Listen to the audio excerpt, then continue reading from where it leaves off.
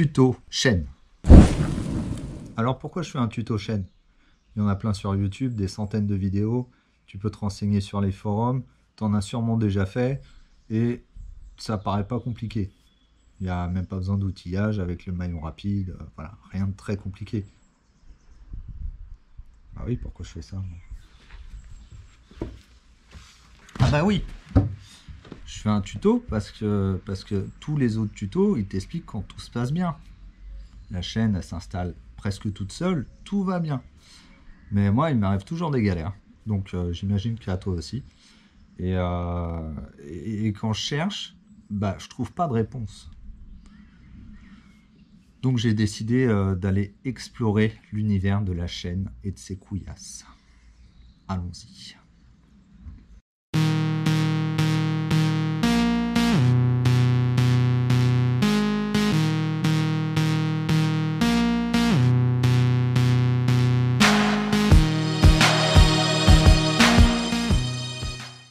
Je vais essayer de référencer et de te montrer tous les problèmes qui peuvent arriver. Et les problèmes qui peuvent arriver, ils commencent avant même que tu aies touché la moto. Avant même. Alors dans quel cas on a besoin de changer une chaîne de moto? Alors le premier cas, c'est si tu es un bourgeois et que tu as envie d'avoir une belle chaîne toute propre et que tu as la flemme de la nettoyer, bah, tu peux la changer. Deuxième cas, elle est trop usée. Elle est détendue, tu es arrivé au marquage et ça te dit qu'il faut la changer. Donc, tu fais ce qu'on te dit, tu la changes. Soit il t'est arrivé une couillasse.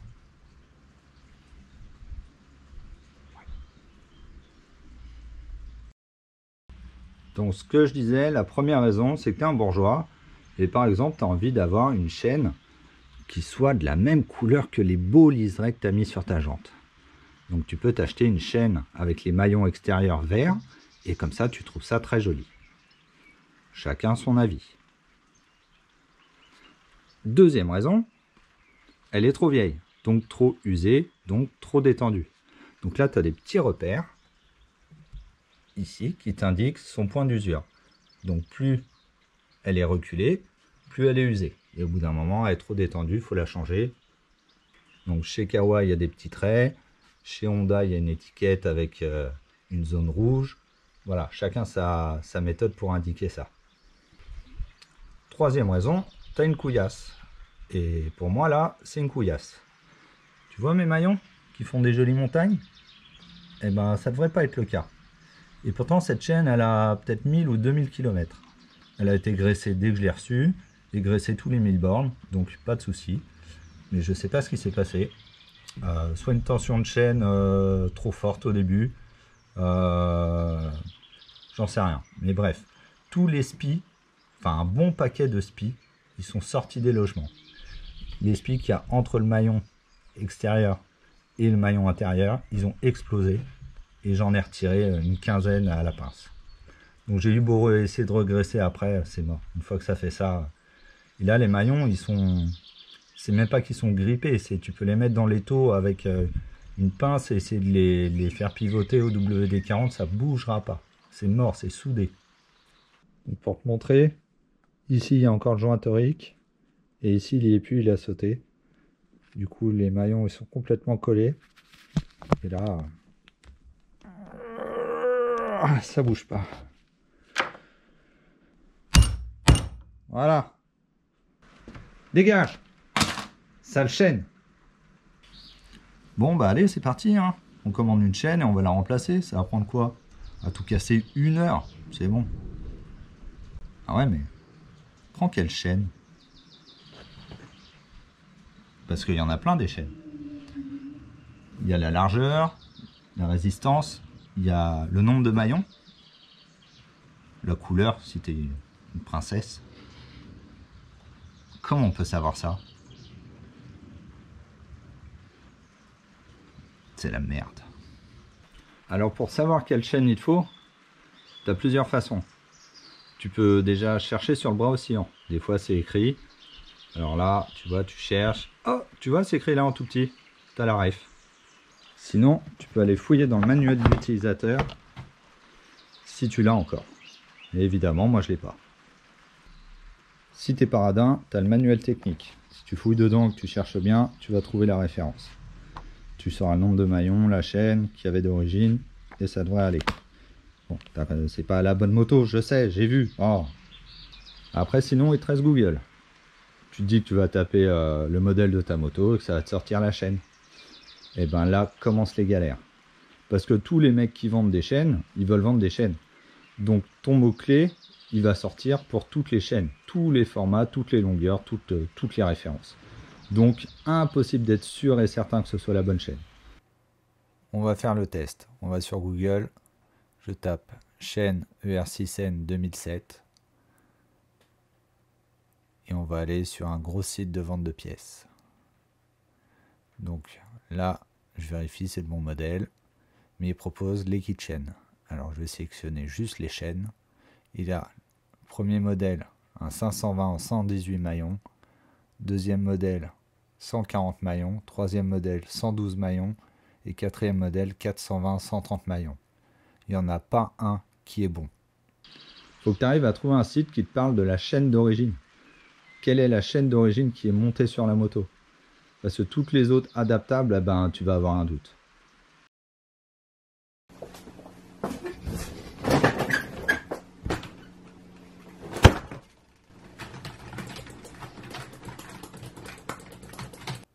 Donc là, je suis sur le site Kawasaki, vu que c'est une Kawasaki. Donc là, je vais chercher ma moto. Donc c'est une 650. Elle est de 2010. Et déjà, ça commence. Il y a deux modèles qui ont le même nom. Donc je prends n'importe lequel. Je vais voir dans les pièces. Je trouve ensuite où il y a la chaîne. Elle est ici. Et là, je regarde le numéro. Et quand je survole le numéro à côté, ça me donne toutes les infos. Donc c'est une 520 114 maillons. Et avec ça, je vais pouvoir trouver une chaîne compatible. Et la première couillasse qui peut t'arriver, c'est que si ta moto elle est d'occasion, le mec d'avant il a acheté un kit chaîne, mais il a changé la démule. Genre il a mis un pignon de 14 à l'avant au lieu de 15. Et ben du coup c'est plus le même nombre de maillons. Là commence la galère. Une autre méthode pour savoir ce qu'il faut comme chaîne, des fois c'est écrit sur les maillons. Regarde là. Un PEC. Là ta chaîne c'est une 520 VX3. Mais c'est pas gagné pour autant. Déjà parce que c'est pas la chaîne d'origine. Et en plus tu sais pas la longueur. Bon, maintenant que tu sais exactement la chaîne qu'il te faut, tu as pu la commander. Donc une 520 en 114 maillons. Tu vas pouvoir enlever l'autre. Tu prends ta meilleure meuleuse et puis tu t'éclates.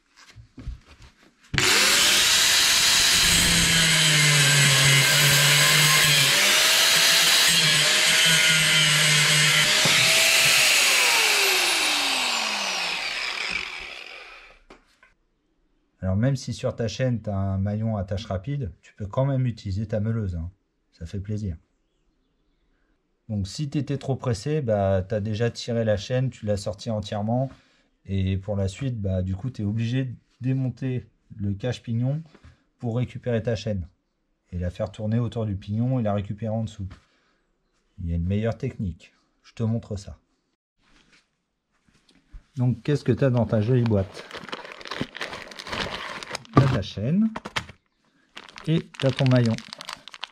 Donc là c'est un maillon rapide. Bon, j'aurais préféré assertir pour te montrer, mais là c'est pas moi qui ai choisi. Donc est-ce que tu t'es déjà demandé dans quel sens il fallait mettre la chaîne? Eh ben si tu t'es jamais posé la question, c'est bien parce qu'il n'y a pas de sens. Pauvre con. Donc ta chaîne tu l'ouvres, mais tu le fais pas sur un sol dégueulasse, tu la mets sur un chiffon propre. Sinon ça va ramasser toute la merde et tu vas tout envoyer directement sur tes pignons. Il faudra déjà la laver que tu n'auras même pas commencé. Donc moi ce que j'aime bien faire, c'est un petit serpent. Et comme ça il va se dérouler. Hop. Ensuite, donc ensuite ce que tu vas faire, c'est utiliser ta chaîne ta vieille chaîne comme guide pour la nouvelle. Donc tu vas au bout de ta vieille chaîne, tu prends le début de ta nouvelle, et là en fait tu vas accrocher l'une à l'autre. Comme ça, en tirant l'ancienne, ça emmène la nouvelle.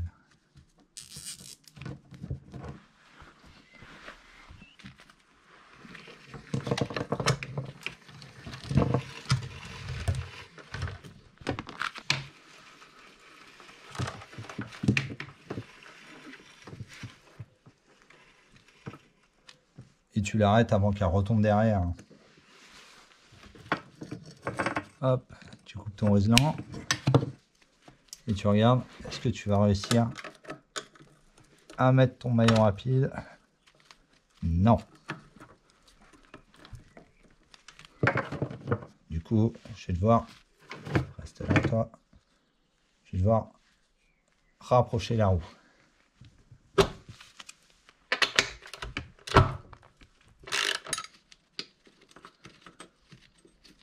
Ensuite, tu mets un coup de tatane.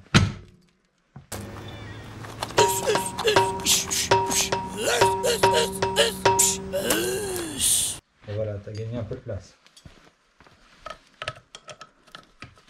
Et là, voilà, c'est bon. Tu vas pouvoir mettre ton attache rapide. Il y a un sens à l'attache rapide. Si c'est pas dans le bon sens, ça passe pas le contrôle technique. Alors on met une attache rapide généralement sur les motos de petite voire moyenne puissance. Voilà, quand on commence à avoir de la grosse puissance, vaut mieux passer sur du maillon fermé. D'ailleurs, c'est écrit ici.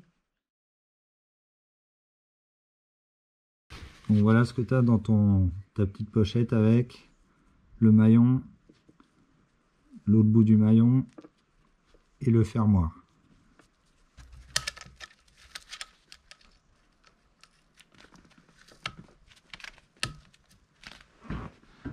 Sur ton deuxième bout de maillon, il y a une écriture, donc le mieux c'est de la mettre côté extérieur.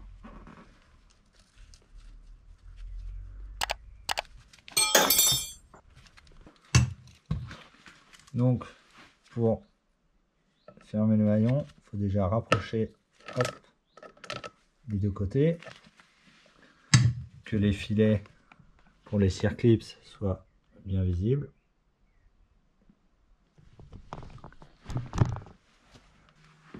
Et il nous reste à mettre notre attache rapide.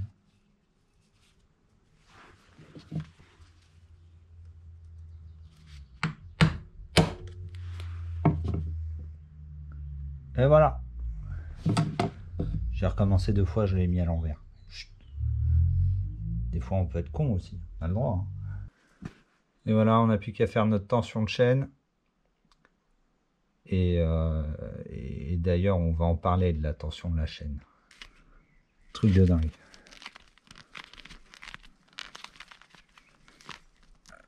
Ah, j'arrive même pas à le redresser. Tiens, regarde, ça c'est un des joints toriques. Là, en sortant la chaîne, il y en a un autre qui a sauté. Donc là, notre chaîne elle est mise. Mais il faut encore l'attendre. Il faut l'attendre correctement. Si tu attends trop, elle va se déformer. Et si tu l'attends pas assez, bah, elle peut même jusqu'à sauter du pignon, quoi. Donc pour ça, déjà t'approches les 2 écrous derrière. Et tu vas te servir des repères ici de chaque côté pour équilibrer, que ta roue elle soit bien alignée avec ta roue de devant. Donc là, j'ai un pré-réglage de chaîne. Avant de verrouiller mon axe et de pouvoir verrouiller les tendeurs aussi. Donc là, j'ai un débattement correct. J'ai pas mesuré, hein, je fais ça à l'œil. Mais en fait, c'est pas ça qui compte. En fait, il va falloir descendre la moto et s'asseoir dessus. Parce que c'est vraiment quand on est assis dessus qu'on crée la tension sur la chaîne. Le point de pivot, il n'est pas au milieu de la chaîne. Donc quand on écrase l'arrière de la moto à 2 sur un dos d'âne, ça tend sur la chaîne. Alors un autre truc incroyable qui peut arriver avec les chaînes, c'est que par exemple là, tu as ton débattement correct de 25-35 mm et tu fais un demi-tour et là tu es tendu. Et ben ça en fait ça veut dire que un jour tu étais trop tendu et justement tu as pris une bosse et ça a compressé et ça a tendu la chaîne. Du coup la chaîne à cet endroit là elle n'a pas bougé, mais à l'endroit où tu as pris la bosse elle s'est étendue. Donc en fait les deux grandes longueurs là elles ont pris un peu sur les maillons. Du coup, elle s'est détendue à cet endroit-là. Donc, tu pourras plus jamais avoir une tension correcte. Ici, tu auras 0 et là, tu auras 4. Et donc, si tu te bases sur ton 0, la prochaine bosse, tu vas la redétendre. Et si tu te bases sur ton 4, là, elle va être complètement lâche. Donc, c'est fini. La chaîne, il faut la foutre à la poubelle, c'est terminé. Et ça, tu peux le sentir en roulant. Si tu sens que ta moto a fait un peu comme ça, tu as l'impression qu'elle fait ça, et ben c'est ta chaîne qui est déformée en ovale. Et trop tendre une chaîne, ça arrive très très vite. Après, moi j'estime que la limite de la détente, c'est que ça touche pas le bras oscillant au-dessus. Ça peut être pas mal détendu une chaîne, hein. Pas trop non plus, mais de là à sauter les dents, c'est exceptionnel. Mais tu peux y aller plutôt franchement, tant que tu as une marge avec le bras oscillant. Moi, j'estime que ça passe. Vaut mieux trop détendu que trop tendu. Trop tendu, c'est mort, tu la flingues. Bon, par acquis de conscience, on va essayer de vérifier le débattement. Donc ça se prend au milieu de la chaîne. Là, si je me mets à 5, je monte à 2, donc j'ai 32 débattements. Et il préconise 25 à 35. Impeccable!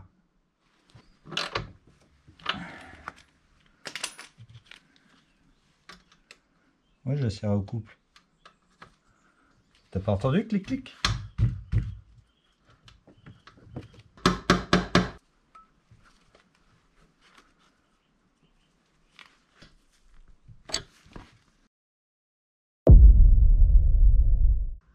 Là, on est quelques jours plus tard, et donc c'est pas idiot de vérifier que la tension n'a pas bougé. Donc, on vérifie.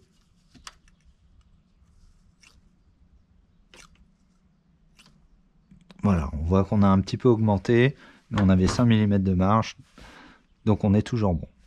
Et donc comme je voulais te montrer comment ça se passe avec un maillon à sertir, j'en ai commandé un. Donc on va remplacer le maillon rapide par un maillon à sertir. Première étape, on enlève le maillon rapide.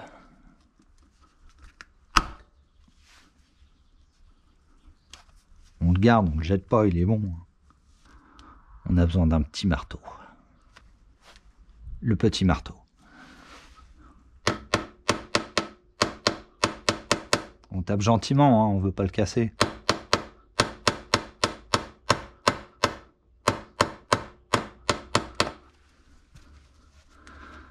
Ça ne vient pas du tout. Voilà.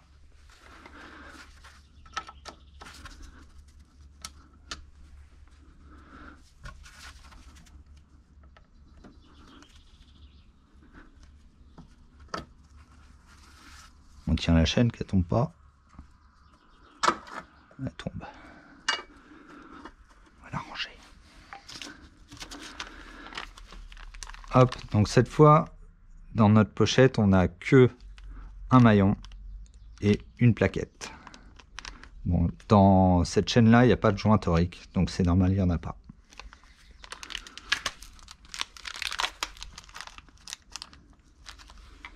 Alors, notre maillon, il a deux extrémités ici, avec des petits renfoncements qui vont servir de centreur quand on va venir écraser. Parce que la partie qui est au bout, là, on va venir l'écraser, du coup, elle va se déformer, elle va s'élargir, et c'est ça qui va sertir le maillon. Donc, on peut déjà le placer. Comme ça, la chaîne ne tombera pas.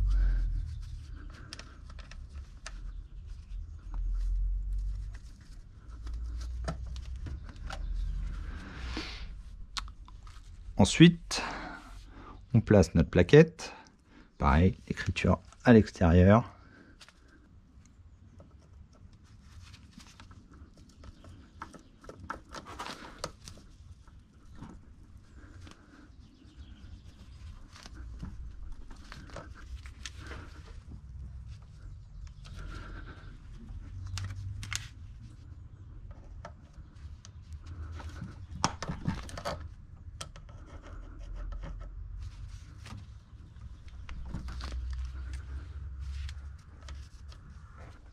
Voilà, là ils sont un peu engagés.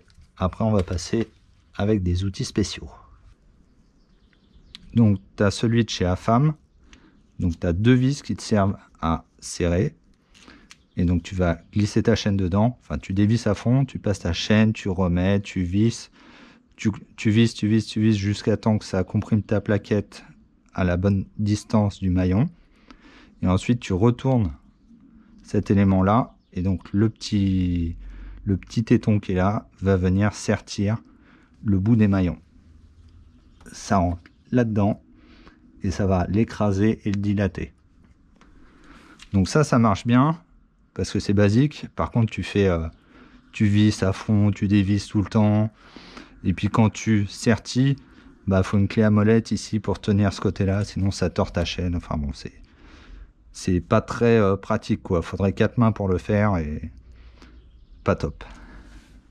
Le premier outil que j'avais, c'est celui-là. Donc là, tu as un manche intégré donc qui permet de pas tourner quand tu es en train de serrer et de sertir. Tu as un bon maintien. Le défaut, c'est, enfin, que moi j'ai eu, alors est-ce que c'est une mauvaise utilisation ou le produit qui est un peu... c'est que moi j'ai tordu des pièces. Tu vois, bien tordu. J'en ai cassé. Et j'ai foiré des filetages. Donc, voilà. Après, tu vois, tu as les embouts. Ça, c'est l'embout pour rapprocher. Tu as des embouts pour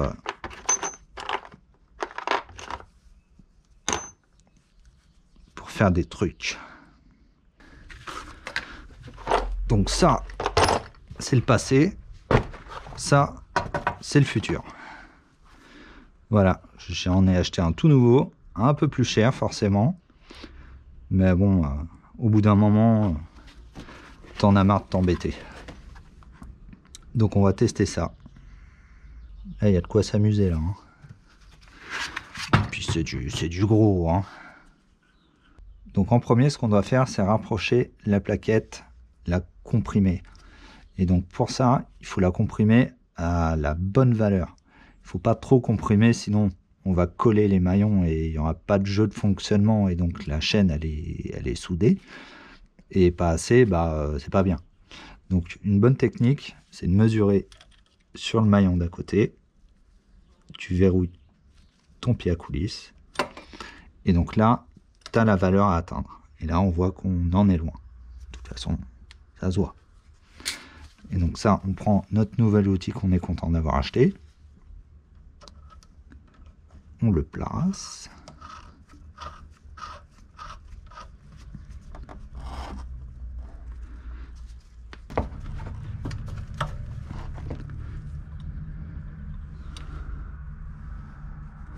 Tu vois, je vais venir vérifier là. Ça vaut mieux pas assez que trop.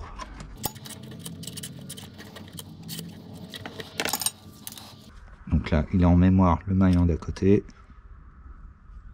Voilà, encore un petit peu, mais on n'est pas loin.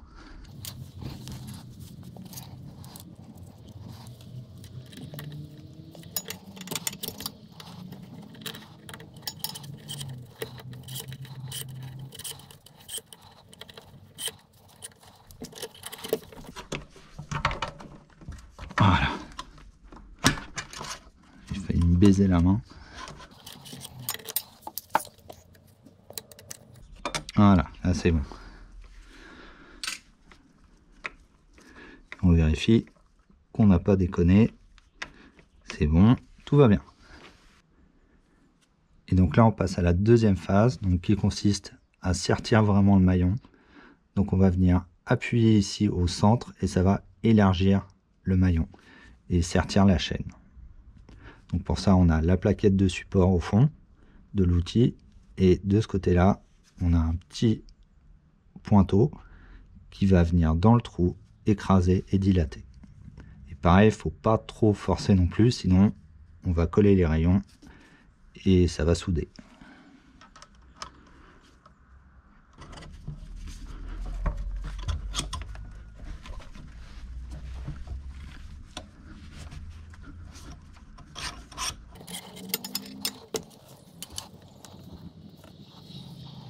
Je vais remettre un petit coup quand je serai plus à main, mais je pense que c'est déjà assez.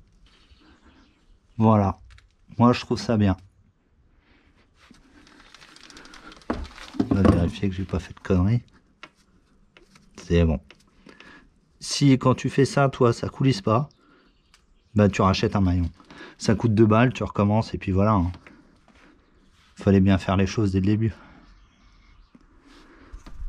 Donc je fais un petit ajout à la vidéo parce que je suis sûr il y en a qui vont me dire ah t'as pas parlé de la couronne et du pignon, l'usure, tout ça. Donc oui, ça change aussi, mais pas tout le temps. Généralement, tu changes 2 chaînes pour un kit chaîne complet. Donc pour vérifier si ta couronne et ton pignon ils sont morts, bah, tu peux déjà regarder la forme des dents. Si ça fait une forme d'aileron de requin ou d'aileron de dauphin, suivant ce que tu préfères comme animal, c'est le signe qu'il faut changer. Et sinon, tu peux tirer sur les maillons et voir si ça se décolle beaucoup au point de voir l'ouverture, bah, c'est qu'il est temps de changer. Il est temps d'investir.